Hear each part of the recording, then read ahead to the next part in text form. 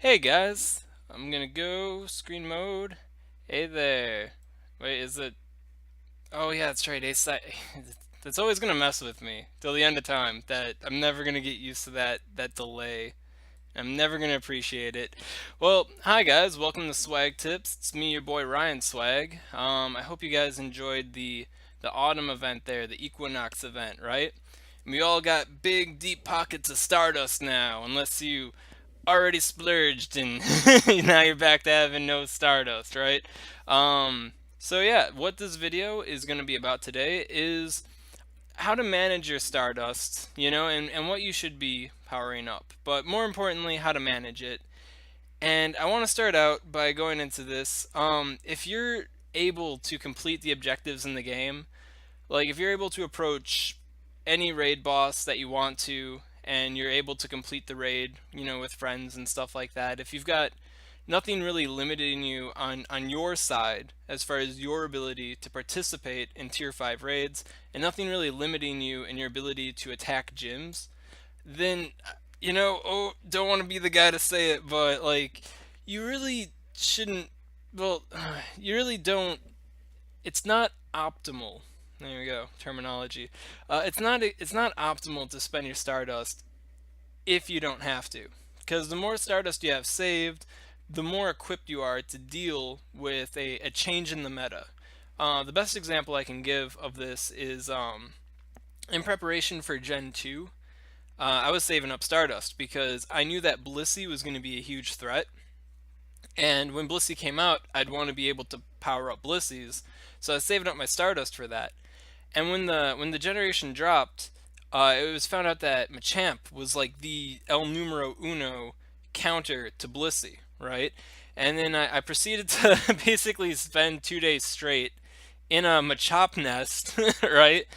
Catching all the Machops I can to be prepared to fight Blissey better. And when I got these Machops, I had to evolve them into Machamps, so they're not Machumps, right? So I could fight these Blisseys because I knew that Blissey was going to be a huge factor in the new meta, and I wound up with two Machamps that had the right movesets. Mind you, that this was before we had TMs, right? The Dark Ages, when all your Machamps had steel moves, right? Oh gosh, you don't wanna. I'm not gonna make you relive that here, right? Um, but yeah, no. So I had to dump a bunch of Stardust on that, and then there was that delay for a week that a lot of us have forgotten about, where Niantic like tweaked the speeds of all of the quick moves and made basically all quick moves like really slow, so it kind of shook up what's good to attack with on the first place, you know what I mean? And so I ended up spending a bunch of Stardust on Piloswine because Piloswine was like the only answer to Dragonite, and this is coming out of the old meta where Dragonite, was a huge threat, and this was still in that same gym type of meta where Dragonite gyms were all over the place, and you want to fight Dragonite, and all their ice types were apparently on the outs for that week, so I ended up amping up a Piloswine to like as high as I reasonably could, So situations like that happen, and if you want to be able to tackle them right away, you're going to want to have a nice cache of Stardust to do that. So if you're currently comfortable with where you are in the game, like let's say you have three Dragonites powered up, you got three Tyrantars powered up, and you got like one of each best in type kind of Pokemon powered up, kind of thing. Yeah, it does. um, but yeah, so if you've got, Pokemon that you can easily conquer raid after raid with, even if you, dare I say it, even if you get Mewtwo, like you don't necessarily want to power it up right away if it's not gonna like help you play the game, better. But if you want to power up Mewtwo because you want to have a strong Mewtwo and that makes you happy, then like don't let me, treat yourself, man. Treat yourself. Power up whatever you want to. Like if Arcanine is your favorite Pokemon, even though it's not optimal, right? It still makes you happy to use Arcanine. So spend Stardust, however you please. But if you're trying to be like minimalistic, if you're trying to optimize your Stardust spending, the best thing I can say is if you're comfortably completing raids right now, you've got like a good raid group you can meet up with. Nothing's concerning you on your side as far as your ability to raid, and all that powering stuff up would allow you to raid like that little bit much better. then you might want to save up your Stardust. Just starting out there, right? And an interesting thing that can help people out with saving Stardust is the usage of breakpoints, right? Um, some of you are already aware, and we talked about this in several other videos, where a Pokemon that's powered up to a certain level, like let's say you power up your Machamp to level 32.5. That's arbitrary number right there, nothing tied to it. But let's say you power up your Machamp to 32.5 for like fighting against Blissey, for example. And these are just arbitrary numbers. These aren't actual breakpoints that I have memorized. Let's say that you're fighting Blissey with Machamp against like a level 40 15 IV across the board Blissey. Let's say a 32.5 Machamp, its counter move only deals like 10 damage or something, all the way up to level like 37 or 38, right? And then it goes from doing like 10 damage to 11 damage. And that doesn't sound like a lot, but in Pokemon Go, small increases in DPS for attack, small increases in damage are huge. The damage plateaus until you reach that point, that break point, right? Which is specific on the stats of the defending Pokemon and contingent on the attack IV of your Pokemon, which is why attack IV is the most important IV. I'm all over the board here, gosh. But yeah, so with that in mind, if you don't really want to power up a Machamp to level 37, if you're like, dude, that's a lot of Stardust, then you can be comfortable just powering it up to like level 32.5. And once again, arbitrary number, right? And there's a really cool tool that can help you do that. Let's get to that screen share. Come on, baby. Oh, hi, Infinite Me's.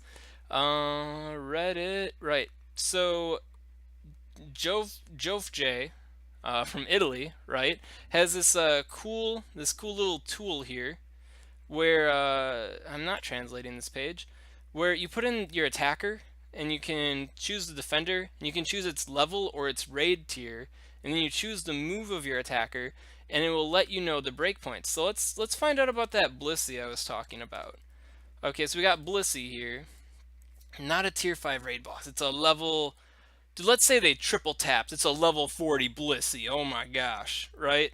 And you got yourself a Machamp, and that Machamp is not using Thunder Shock. It's using Counter, right?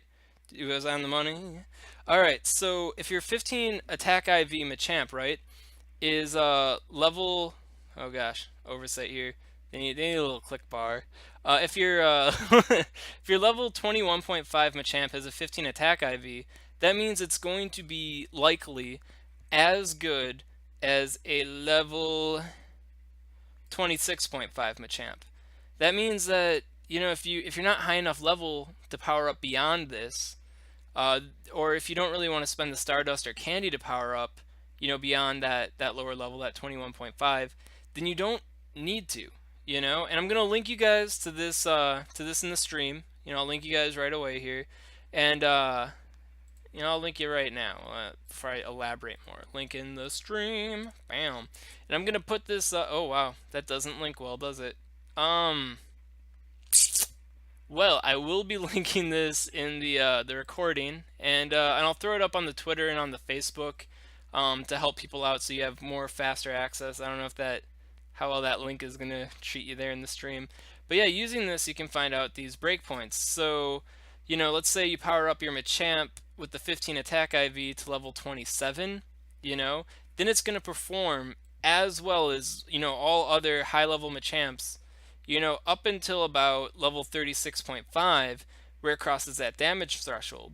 And if you're using a 15 attack IV Machamp, once you reach that 36.5, apparently there's absolutely no real benefit to powering up even further.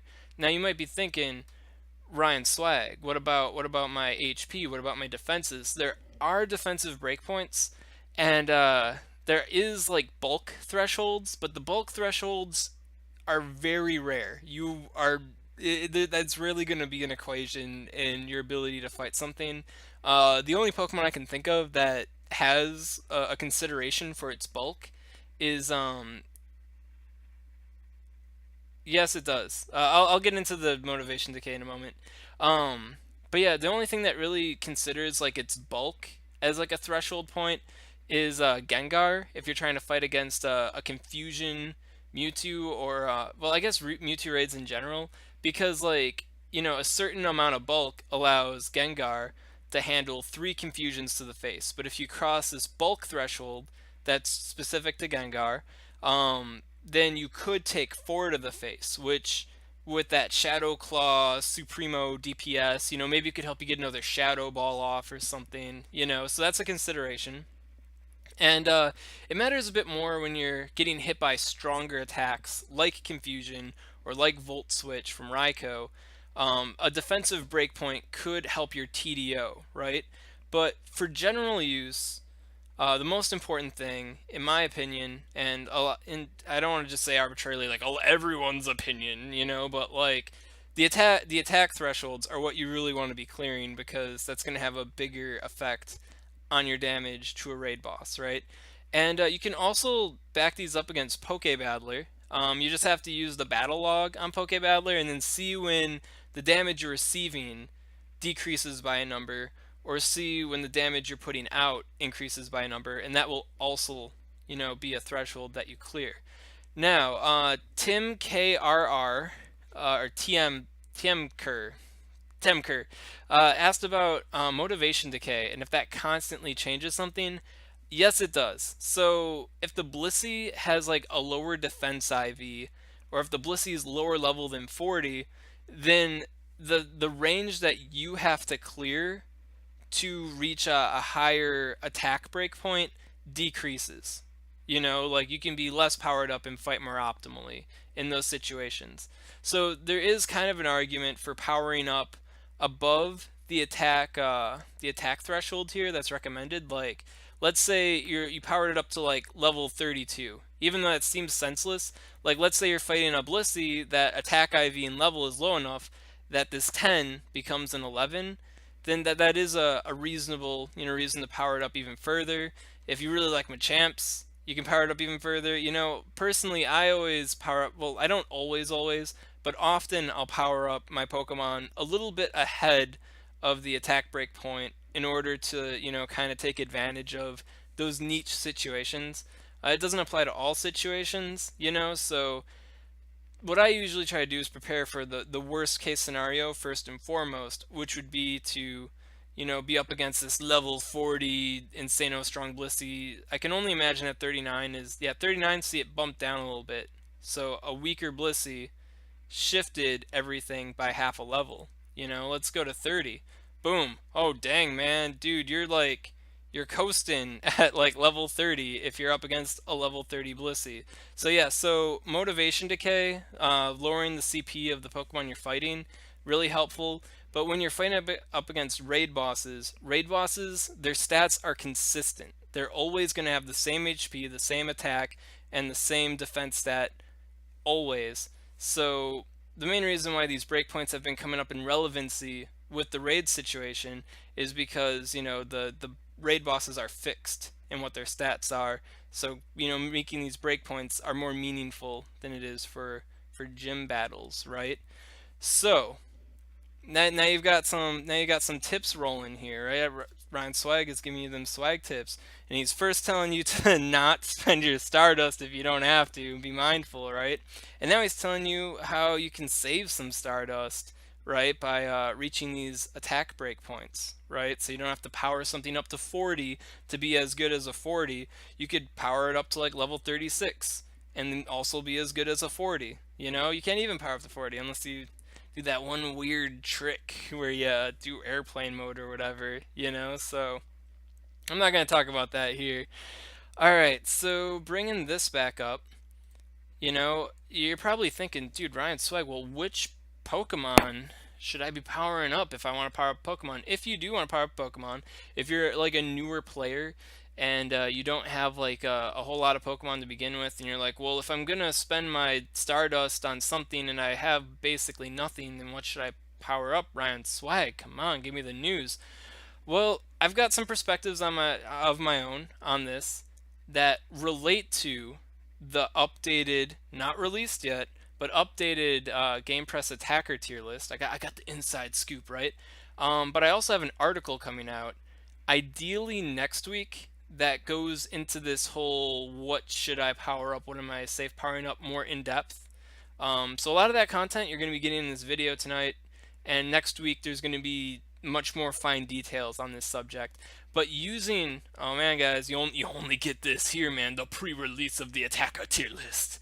I've got a little pre-release for you guys on the GamePress attacker tier list. Oh doggy, right?